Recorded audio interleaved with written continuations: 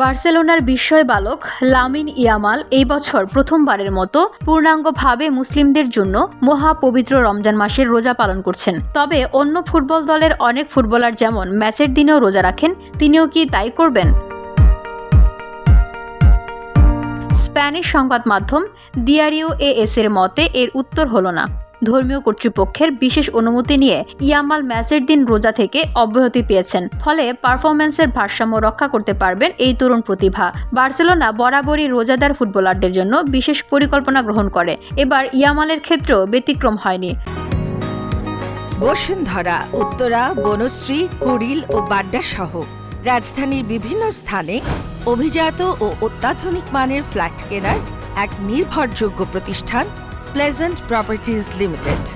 তাই আপনার স্বপ্নের আবাসনের জন্য আজই যোগাযোগ করুন। Pleasant properties limited, where destiny matches eventually। প্রথম দলের পুষ্টিবিদ সিলভিয়া ট্রেমোলেদা এই মাস জুড়ে তার খাদ্য তালিকা পর্যবেক্ষণ করছেন, যেন রোজার কারণে তার ফিটনেস ও শক্তিতে কোনো প্রভাব না পড়ে। তবে এবারের এই রমজানে রোজা রাখার পেছনে রয়েছে ইয়ামালের পারিবারিক আবেগও। তার দাদি ফাতিমা, যিনি ইয়ামালের জীবনে অত্যন্ত বড় ভূমিকা পালন করেছেন, তিনি বর্তমানে উমরাহ পালনে মক্কায় অবস্থান করছেন। আর ইয়ামাল নিজেও পরিবারের সঙ্গে এই সময়টি ভাগ করে নিতে চান। এজন্য প্রতি সন্ধ্যায় তিনি তার চাচা আব্দুলের বাড়িতে গিয়ে ইফতার করছেন।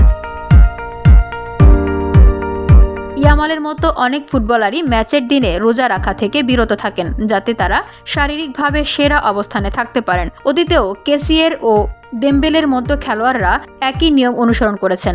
বার্সার কোচিং স্টাফও এতে স্বস্তিতে, কারণ ইয়ামাল তার বয়সের তুলনায় অসাধারণ পেশাদারিত্ব দেখাচ্ছেন। 17 বছর বয়সেই পেশাদার ফুটবলের বড় মঞ্চে পারফর্ম করছেন ইয়ামাল। রোজা রেখেও নিজের পারফরমেন্স ধরে রাখা তার জন্য নতুন চ্যালেঞ্জ। এখন দেখার বিষয় রমজানে পুরো সময় জুড়ে কেমন খেলেন এই তরুণ বিস্ময়। VOD Bangla news desk.